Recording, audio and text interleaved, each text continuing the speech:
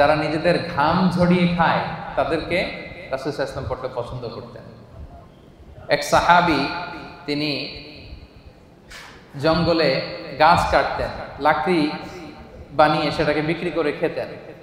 তো তার সাথে বিষ্ণু সাল্লাল্লাহু আলাইহি ওয়াসাল্লাম মুসাফা করলেন এবং দেখলেন যে কাজের কারণে তার হাতটা বড্ড শক্ত। বিষ্ণু সাল্লাল্লাহু আলাইহি ওয়াসাল্লাম ওই শ্রমিকের শক্ত হাতে চুমু খেয়েছিলেন। সুবহানাল্লাহ বিহামদি।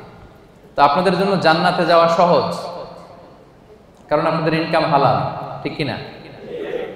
যারা হালাল খায় তাদের জন্য জান্নাতে যাওয়া সহজ, তাদের দোয়া কবুল হয়।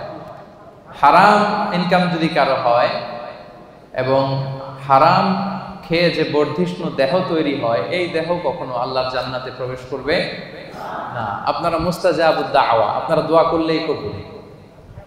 তো আমার কাছে দোয়া চেয়ে লাভ নেই, আজকে আমি আপনাদের কাছে দোয়া চাবো, আপনারা দোয়া করবেন। আপনারা দোয়া করলেই দোয়া কবুল। এবং আপনাদের প্রতি মাসের পাঠানো টাকায় আমার দেশের অর্থনীতির চাকা সচল থাকে, ঠিক কিনা? আপনারা হচ্ছেন রেমিটেন্স ফাইটার। আমি প্রায়ই বলি আমাদের দেশের অর্থনীতি সচল থাকে আপনাদের কারণে।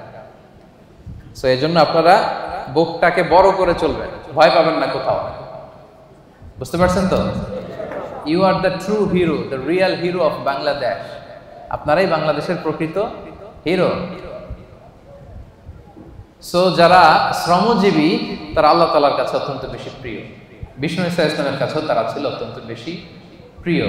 এবং নিজ হাতে উপার্জিত অর্থ দিয়ে যার রিজিকের সংস্থান হয়, এর চেয়ে শ্রেষ্ঠ রিজিক আর হতে পারে না। এজন্য আমরা যেন বেশি বেশি আল্লাহ তাআলার দরবারে শুকরিয়া করি। আপনি যদি বাংলাদেশের দিকে খেয়াল করেন দেখবেন যে চাকরির বাজার খুব মন্দা, তাই না?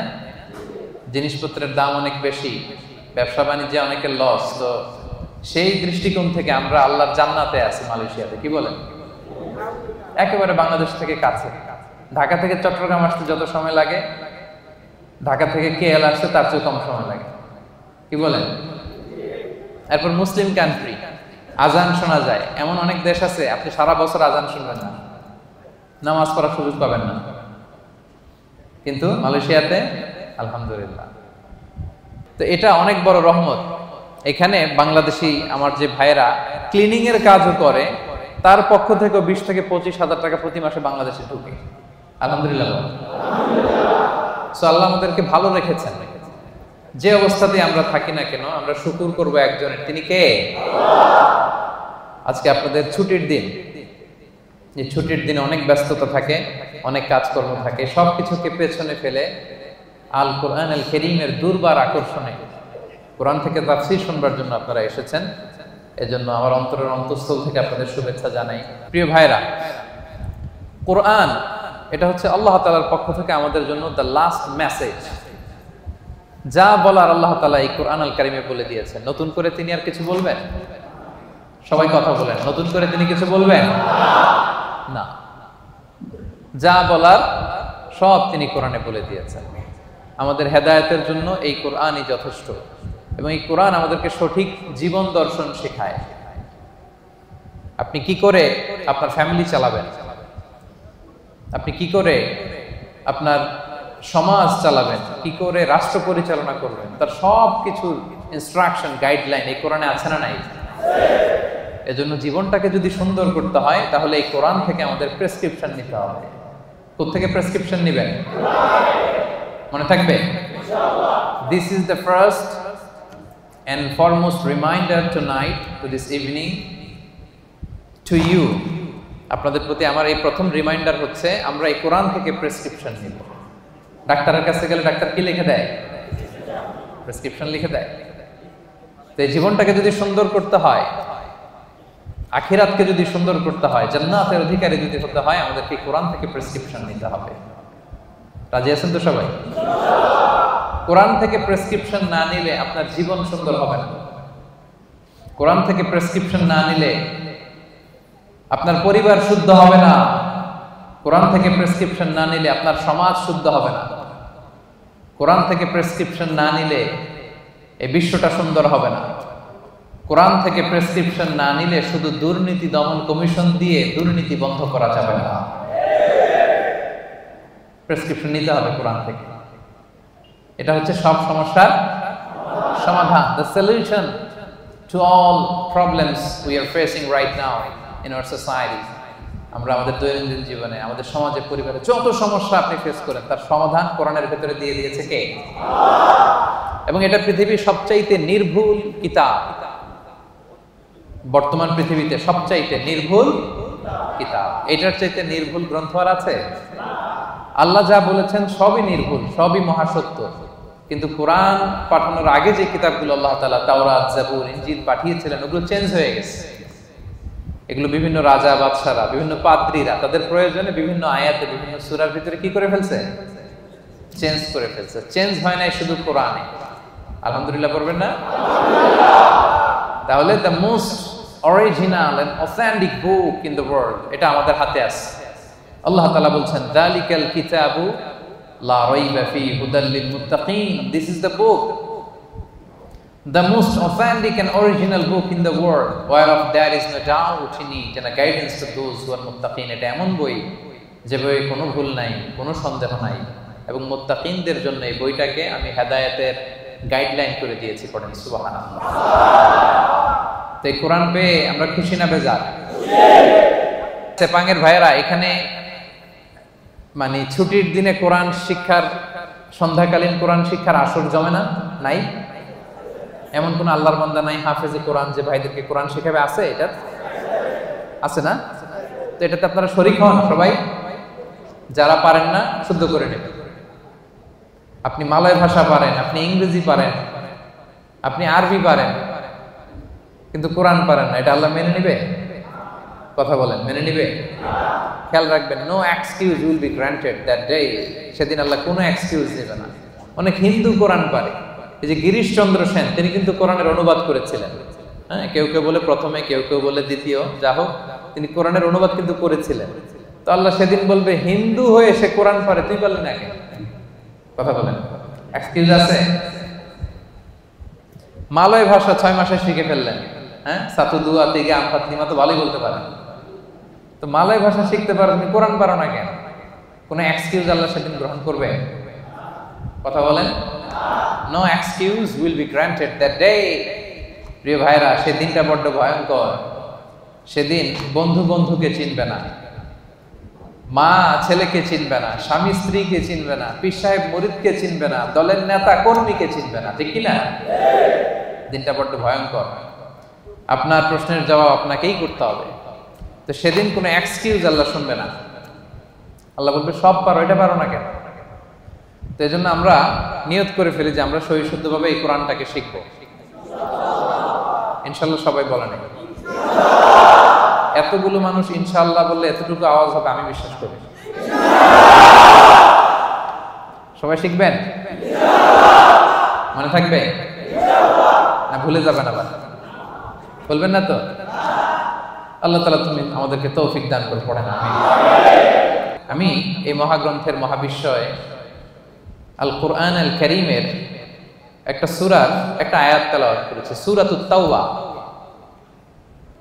সূরার নাম কি? সূরাতুত তাওবা। আর আয়াত নাম্বার হচ্ছে 112। আয়াত নাম্বার 112। এই একটা আয়াতকে আজকে আমরা শুনবো, বুঝবো, একেবারে ডাইজেস্ট করে ফেলবো, হজম করে ফেলবো। তারপরে আমাদের ছুটি। কি বলেন? শুনতে রাজি আছেন তো? তাহলে যেই সূরাটা থেকে আজকে আমরা কথা শুনবো, সূরাটার নাম সূরাতুত তাওবা। সূরার নাম সূরাতুত তাওবা। আর যে আয়াতের তাফসীর শুনবো, আয়াত নাম্বার 112।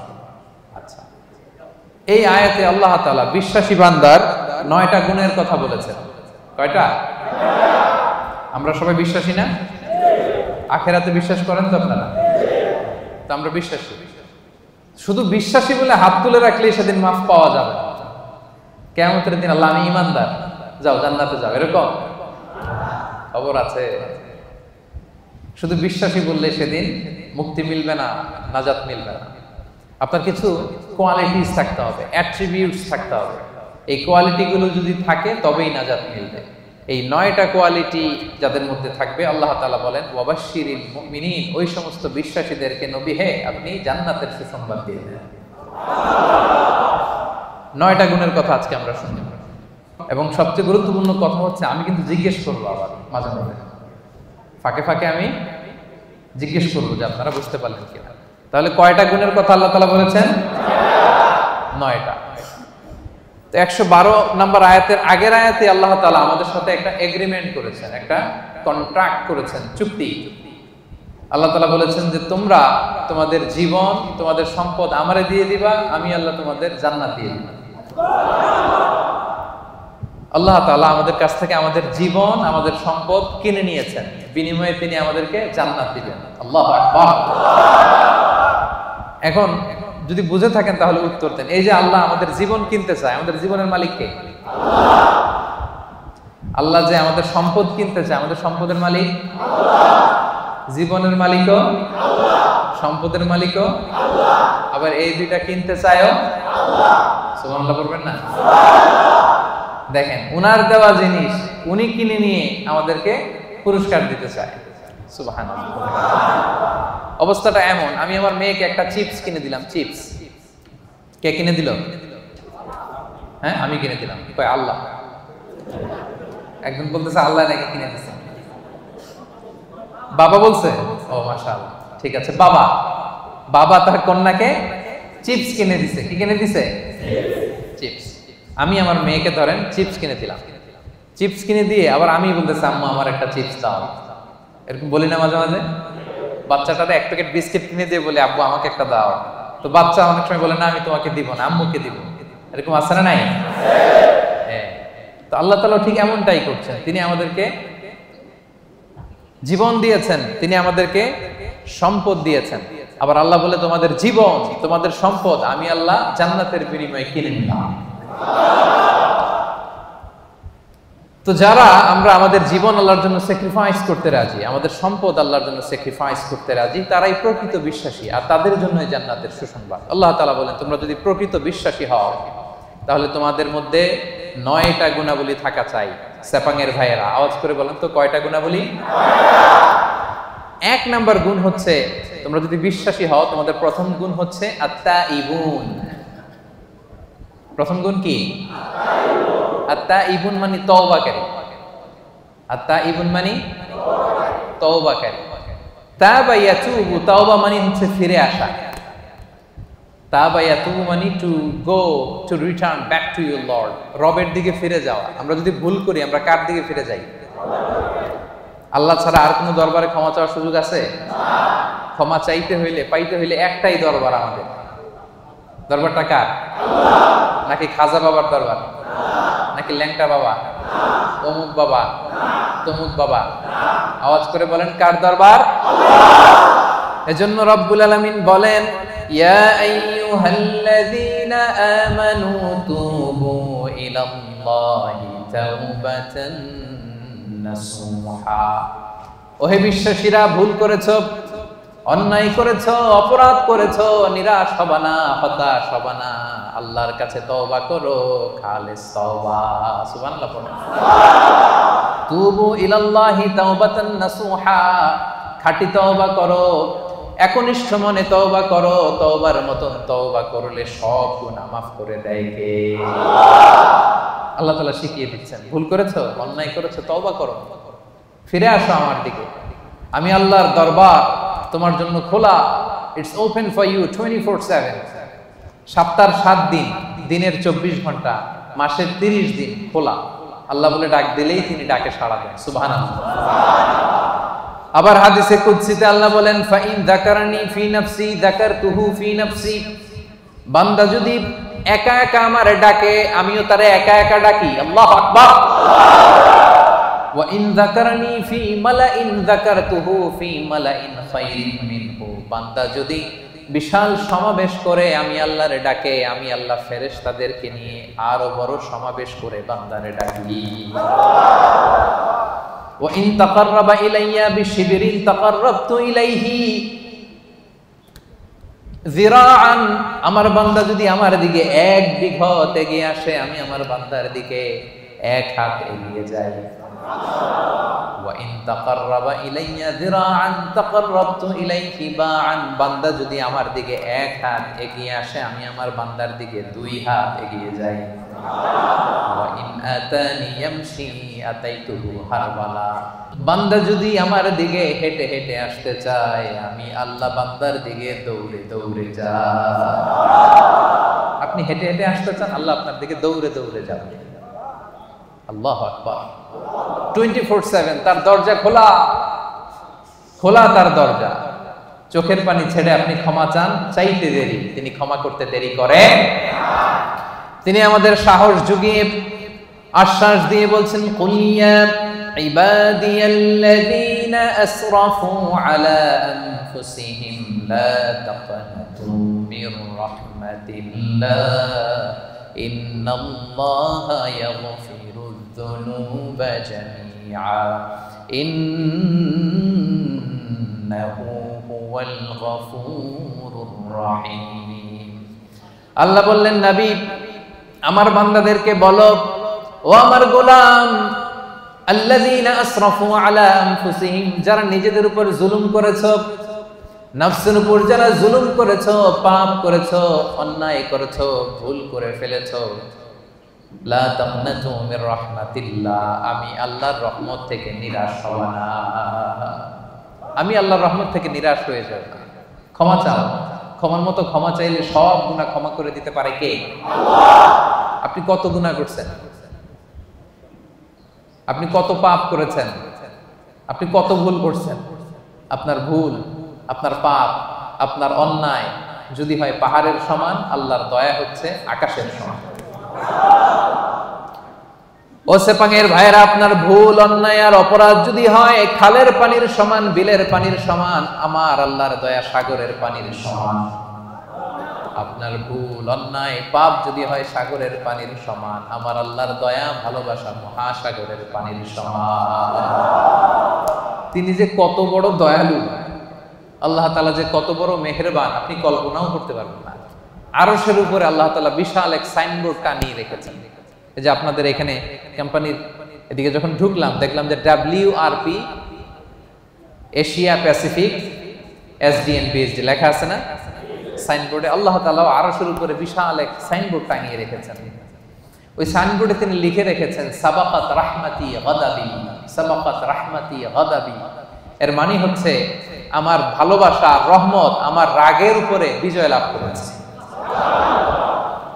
সাবাকাত রাহমাতি গাদাবি মানে আমি আল্লাহর রাগ আছে, আবার আমি আল্লাহর দয়াও আছে, আল্লাহর রাগও আছে। মাঝে মাঝে তিনি রেগে যান, আল্লাহর রাগ আছে, আবার দয়াও আছে। কিন্তু আল্লাহ লিখে রেখেছেন, জেনে রাখো আমি আল্লাহর রাগের চেয়ে দয়া বেশি।